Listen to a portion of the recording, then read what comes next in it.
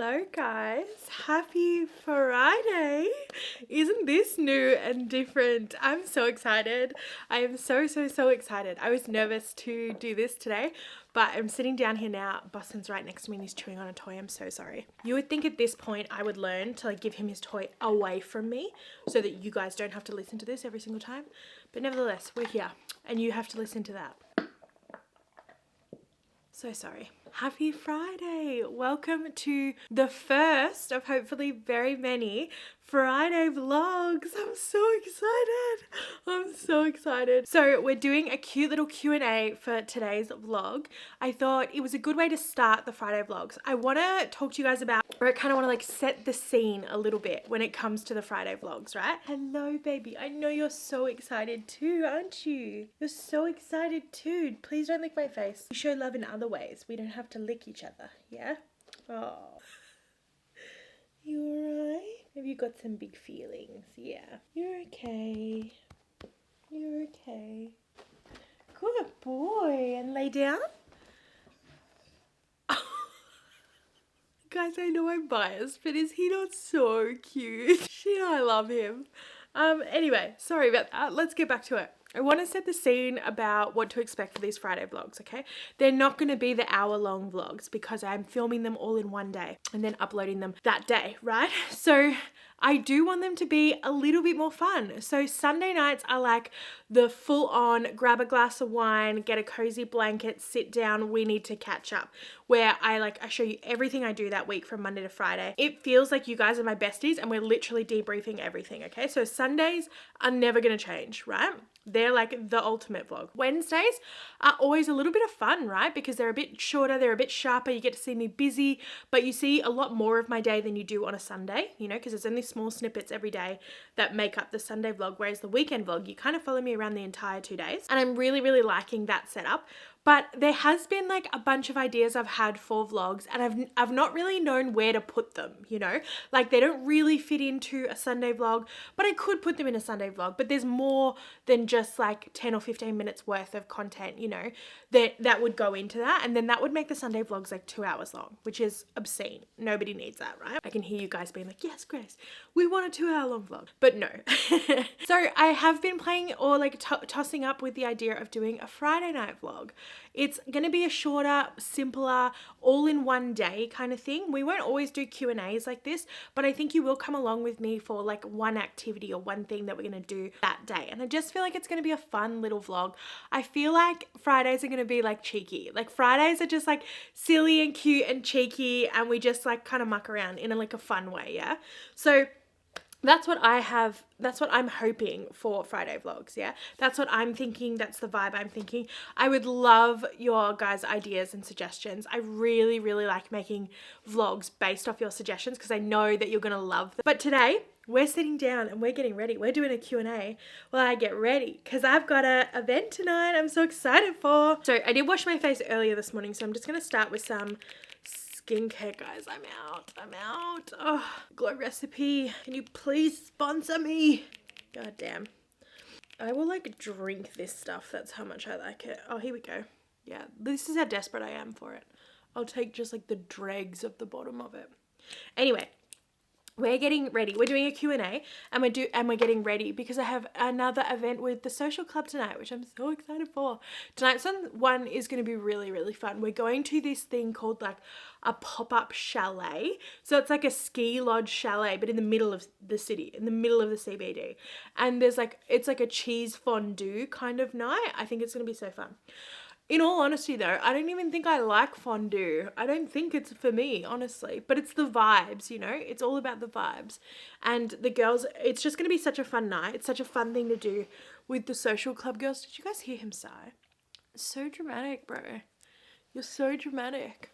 Anyway, so that's what we're getting ready for. We're going to have to leave early because I need to, well, A, because it's in the city and I live so far away from the city. And B, because I need to also get petrol and I have to like find a park in the city, which is a little bit tricky. So I'm going to leave 2 hours early. And I just want to make sure because I literally, every single time I go to one of my social club events, I'm late and I leave on time. I leave with an adequate amount of time. The last time it was traffic. No, the time before it was crazy traffic. Last time, which was literally 3 days ago, there was this huge crash on the freeway, and I think it happened like I came upon it pretty soon afterwards. So we got stuck like right at the front of, everyone was okay. I think I saw them as I drove past, everyone was standing outside of the cars, which was good. But like I got stuck right at the front where like it's the hardest like area to get out of or avoid it. So that made me 5 minutes late again. So I'm determined tonight to not be late. I don't want to wear a lot of makeup tonight. I will be honest. I'm not in the vibe for like a full beat. But I would like to do something like cute, I think. So we're going to go with my trusty eyeshadow technique with the sticker. Not sticker, what's this called? Oh my God, what is this called? Tape. Well, what kind of tape? Sticky tape. Yeah, sticky tape. Wow, I had a full like blackout then. That was weird. Yeah, I'm going to do that fun little technique. And let's answer the first question. So Jess says, what are you most proud of yourself with your healing journey? Good question, Jess.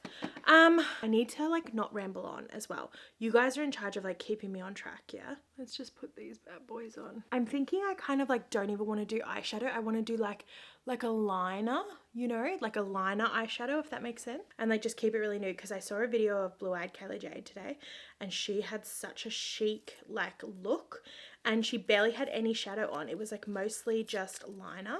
And I was like, girl, I will do just about anything you tell me to, honestly. One of them is your makeup. Oh, not bad. Wow, not bad. I actually did that pretty good. Okay, cool. So Jess's question says, what am I most proud of with my healing journey? And I could say a lot of things. I like that you guys have like taken like a positive spin to that. It's like, what are you most proud of? That's so nice. I think I'm proud of taking time, doing it slowly, yeah?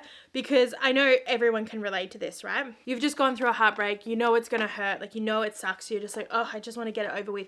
I just wanna be on the other side of it already by now. And I definitely feel like I could have just taken the easy way out with doing that, just like not processing it, just pushing it down and like not actually dealing with it. But I'm really proud of myself for doing the hard work, like taking it slow and taking my time and doing the work to actually heal and like process it, even though it was arguably a more painful way to do it and a slower and more arduous and dragged it out. But I feel like I won't have as many like, you know, as much baggage from it or as many like triggers or traumas from it from doing the hard work now. And I think I remember thinking that to myself really early on in the process as well, being like, this is gonna hurt, this is gonna do damage. So you either choose now to put in the time and effort you either choose to put in the time and effort now to work through it properly, or you just ignore it, you use things as like a crutch, but I could have just like ignored my feelings and my emotions and just gone about it like that way. But I'm glad I chose for use of a better word, the slow, painful option, just because now I can come out of the other end of it. I don't feel like I'm quite out of the other end of it yet, but now I feel like I can come out of it and be like, hey, like I'm okay. And I did the work to make sure that I was okay after this like really terrible thing. So yeah, I think I would say that's what I'm most proud of when it comes to this like the whole journey, the whole healing journey kind of thing. I'm just going to do like a really light color over the base. I don't want it to be heavy at all, like almost like you can barely see it, but there's something there. Very, very simple. Yeah, wow, I think I nailed that color. I kind of just mixed these two lightest ones and that worked. Okay, next question. Manny says, what has been the most difficult thing moving on from your separation? Oh, take your pick. Gosh, what has been the most difficult thing? I think God, I don't know how to say this. The loss of relationships that came with my marriage. So not just my relationship with my ex, but the other relationships that came with that. I still on a daily basis fight and like torment myself a little bit over the decision that to cut off most of her family members. So most of you will know if you've watched me for a really long time, I was incredibly close to my ex's family, incredibly close. I considered her parents as close to me as my own parents. I considered her brothers and their children and their wives like my own siblings. And the choice to cut that off is not a reflection on them. It's a reflection on me because I didn't think that I would be able to do that.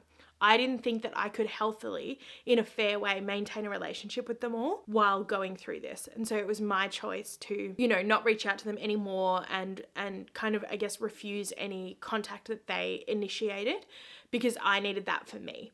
And I wish I was a stronger, better person that I could have been able to do, you know, go through the separation and the breakup while maintaining a relationship with them. But it became quite clear, you know, not super early on, but during the early stages, that I wasn't going to be able to do that. And it wasn't in my best interest to do that, is what I'm getting at. So I feel like that's the hardest thing, like to lose not just my partner at the time, but their entire family, like even their grandparents, like that was really, really hard. And I still question whether that was the right decision. Yeah. I actually couldn't be happier with the color that's on my eyes right now. Okay, let's try and do this liner thing that I'm going to attempt. Okay, Ashley says, what is something that you've learned about yourself in the last year that you didn't know before? I can answer this question in a serious way and a cheeky way. I'll give you both answers. The serious answer is that, like, I learned just a lot about myself.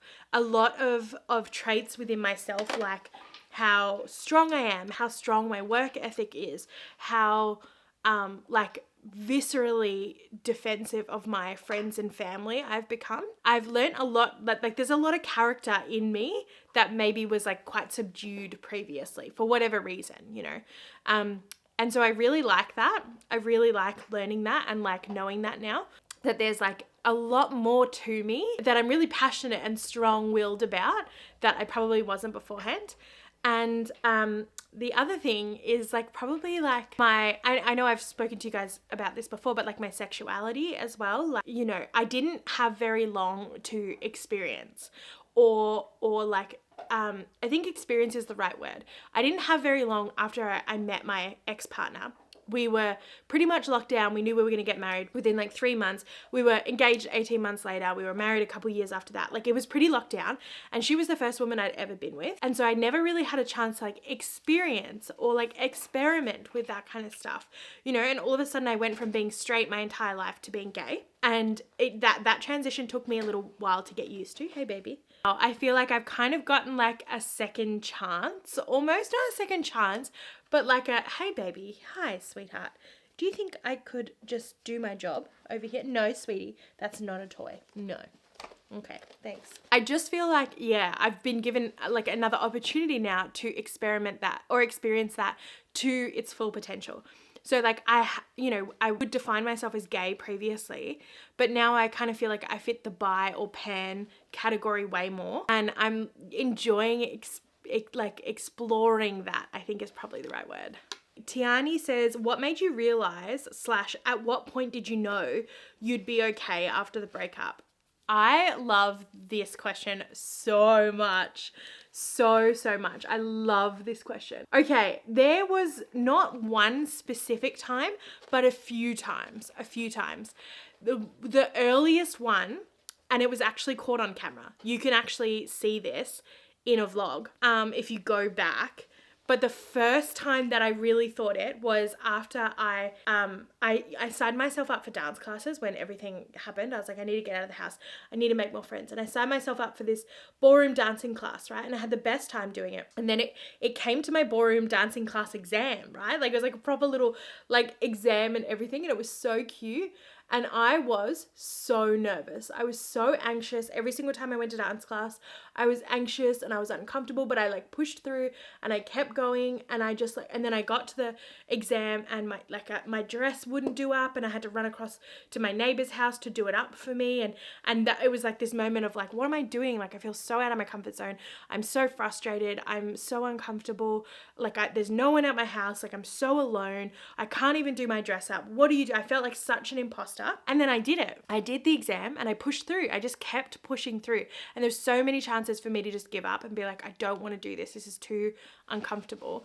It's too much of a reminder of how like single and alone I was. And then I did it, and I got back into the car and I was smiling and I burst into tears. And I sobbed. I mean, like, I was sobbing so hard, and I was trying to vlog at the same time, right? And so it was caught on the vlog, and you literally see me be like, I cannot believe I did that. I cannot believe in this whole mess, I signed myself up for something, put myself so out of my comfort zone.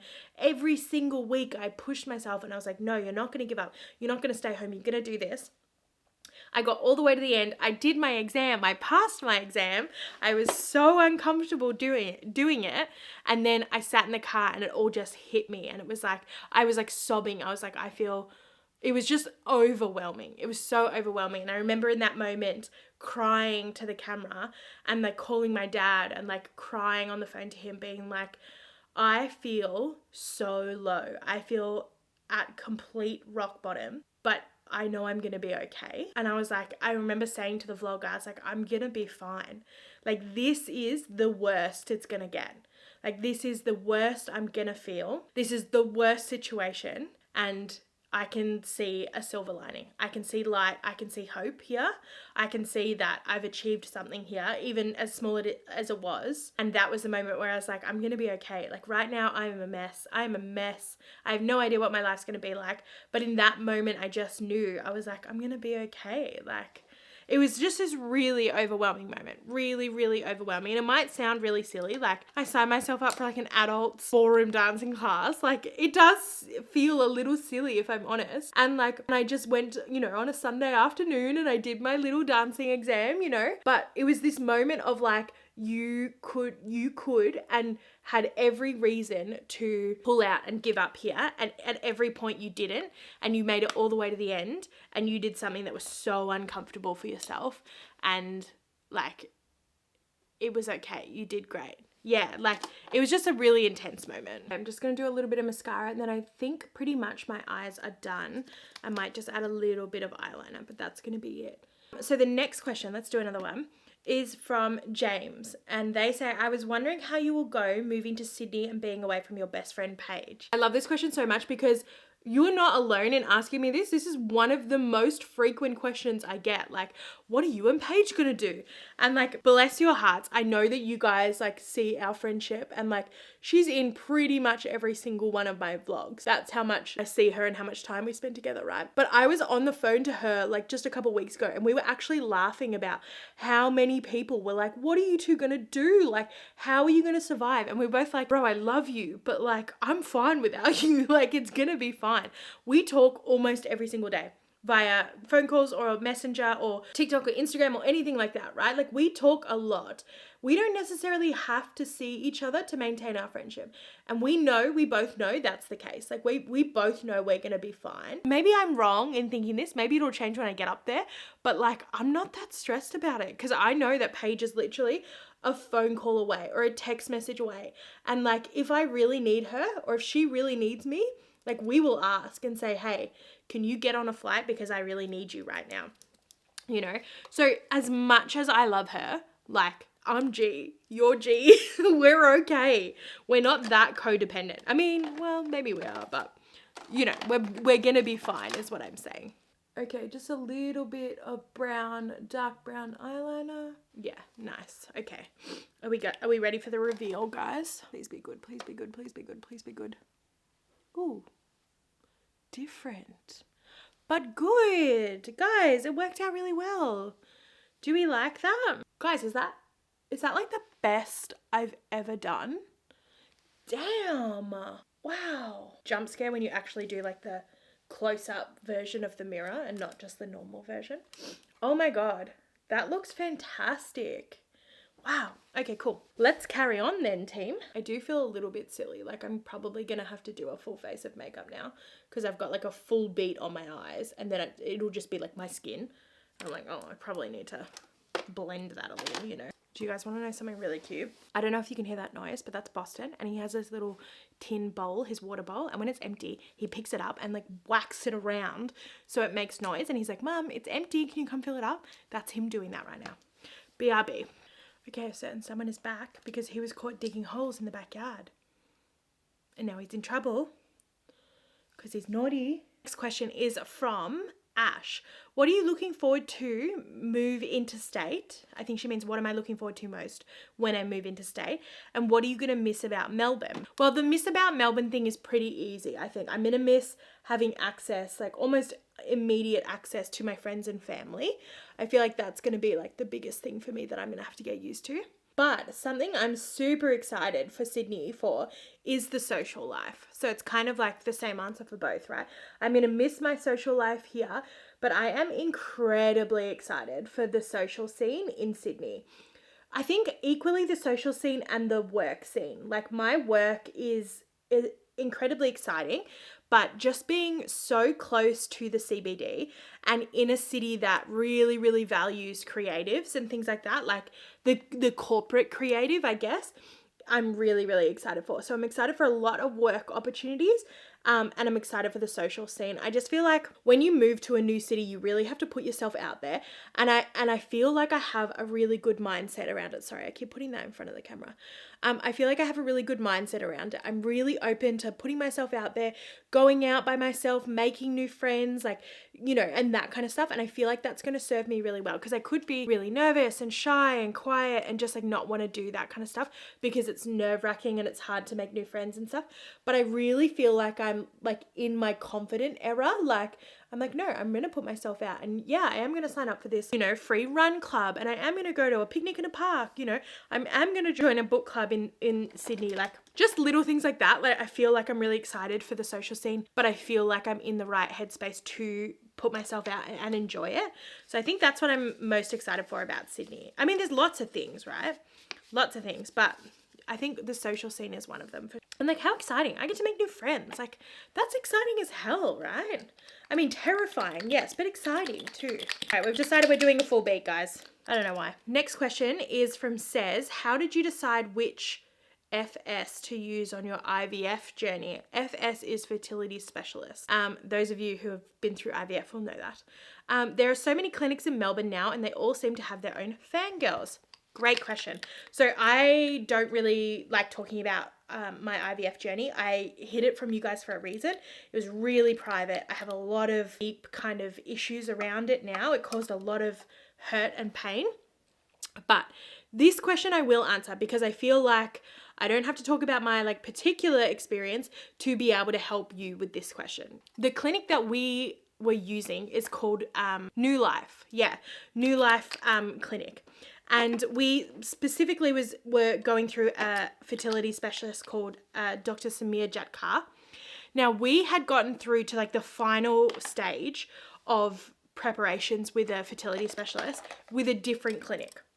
Okay, and it's right before you like start treatment. Now, this takes months. Yeah, there's testing, there's appointments, there's meetings, there's more tests, all sorts of stuff before you can actually even start your treatment, right? And we got to the final stage of that at a different clinic, and me and my ex-partner turned around to each other and both said, we met the fertility specialist at the final meeting, and we both were like, there's something off here. We don't like her. We don't connect with her.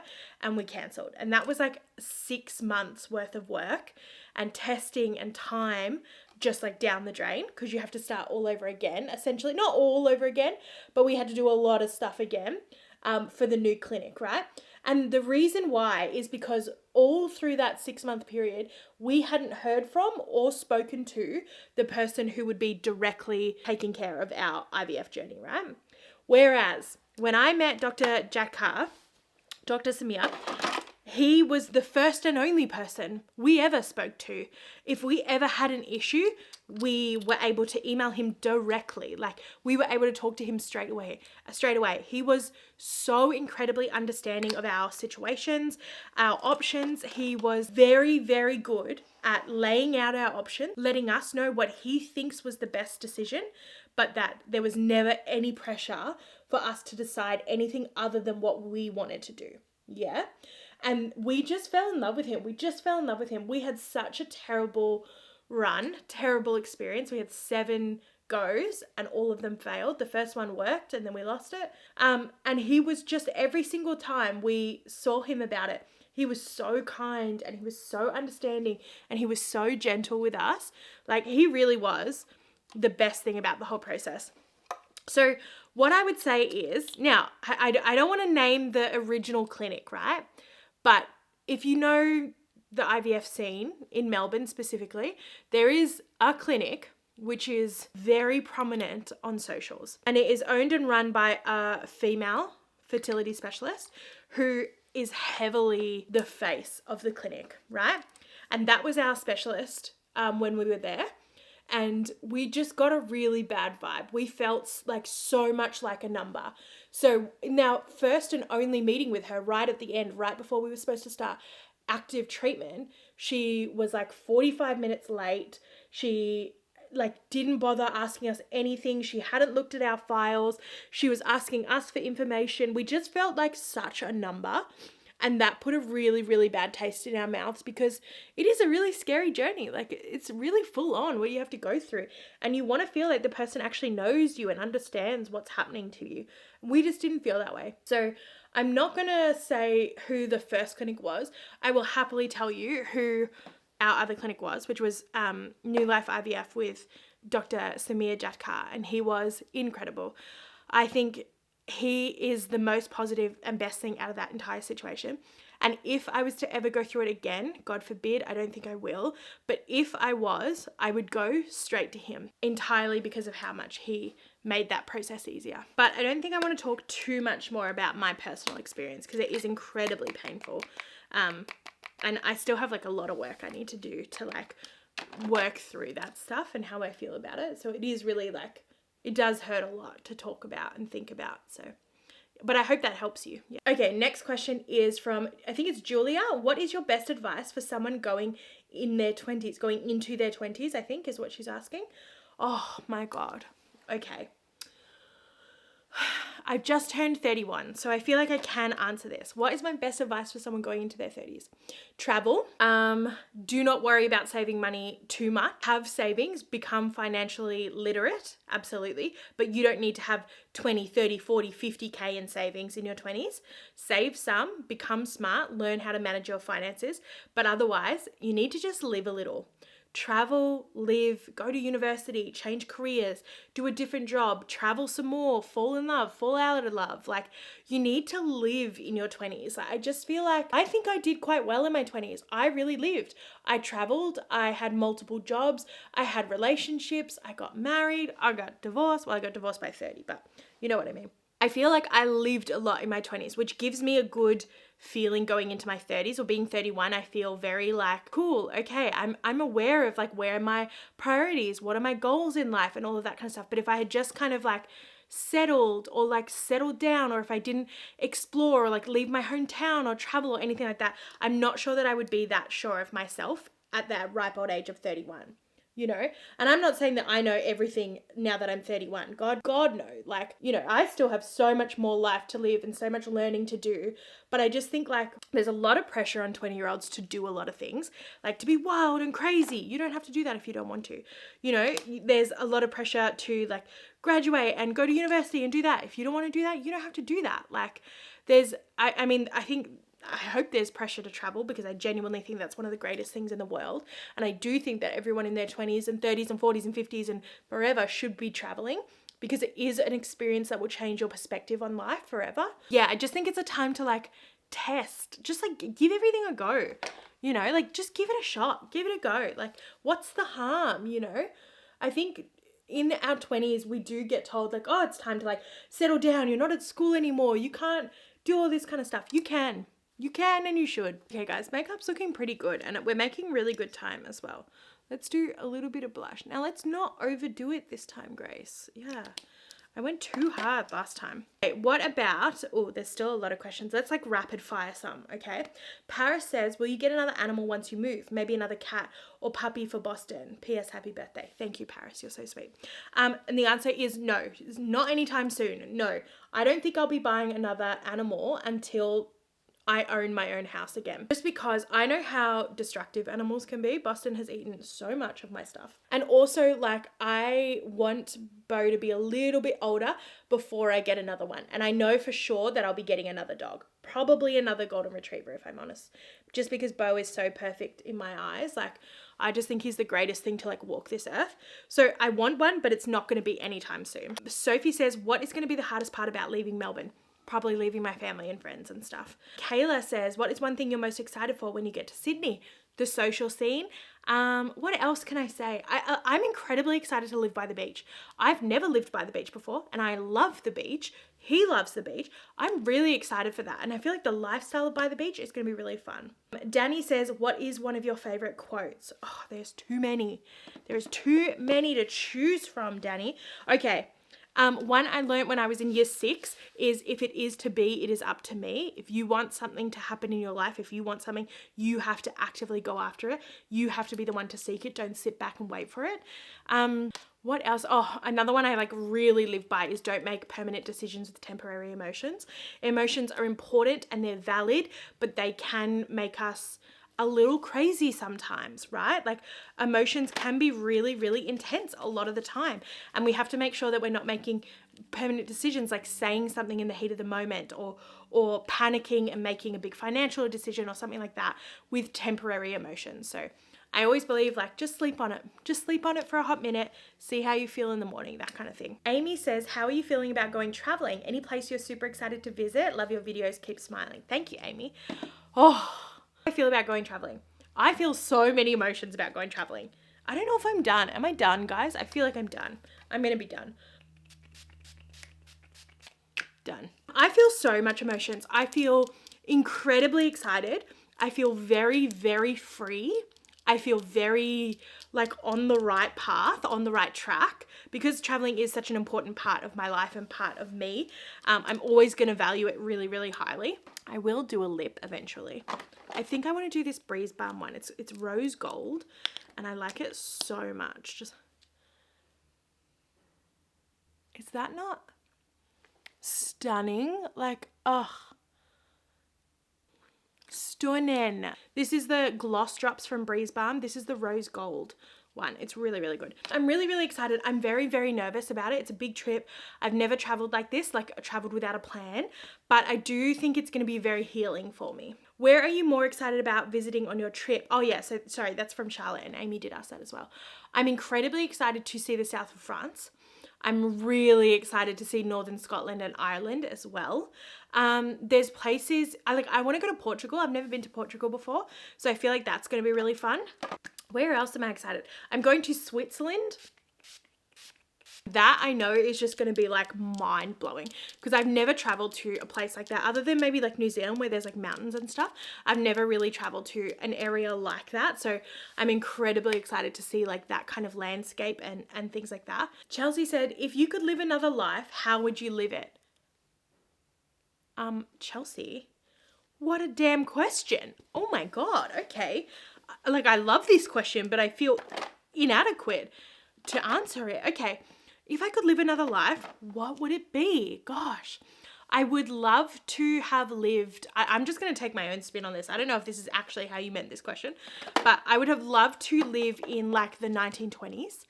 I think that's a really, really cool period of time for the world, for society. Like, there's a lot going on, there's massive breakthroughs, but they're still living in a period where things are quite oppressive and difficult, but you can see it's like on the cusp of revolution, literally. And so I feel like that would be such an exciting time of the world to live. I would have loved to have grown up in a European country, if that could have been a life. Just the amount of culture, the amount of experience, traditions, all of that kind of stuff. If I could pick any other job in the world, I would have loved to be a linguist or a historian or a university lecturer of something like that. I feel like an adventurer and an explorer would be really, really cool. I would love to be a pilot, but that would never happen because I'm terrified of flying. But it would just be cool to like do something like that. So there's a lot of lives that I would love to live. That's a really fun question. I think that should be your guys' question to answer. If you could live another life, what kind of life would you live? I feel like that's a really fun question. And the last question is from Zara. Will you ever talk to your mother-in-law or be friends again? Honestly, like I said at the start, I have so much love for that family and the people in that family, but I'm going to have to love them from afar. It's just not for me. It's not for me right now. Hopefully in the future, definitely, I would love that. But right now, I need to focus on the right now. My life is quite exciting, but, you know, overwhelming right now. I'm leaving the house that I've lived in for 3 years. Like, I'm moving out of Melbourne. I'm going traveling. Like, right now is not the time to try and rebuild any relationship that we could or would have. So I'm going to love them for forever, but love them from afar. Guys, we did it. I think this is a nice makeup look. It's more makeup than I wanted, let's be honest. I said I didn't want to wear much at the start, but we're going to go with this, yeah?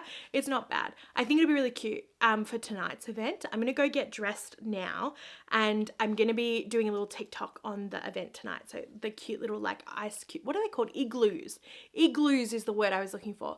Little igloos with the fondue. So if you want to see how it goes, check my TikTok and Instagram. But otherwise, thank you for joining me for the first ever Friday vlog. This was so fun. I can't wait for more of these. It's going to be really, really fun. And yeah, let me know if you liked it too.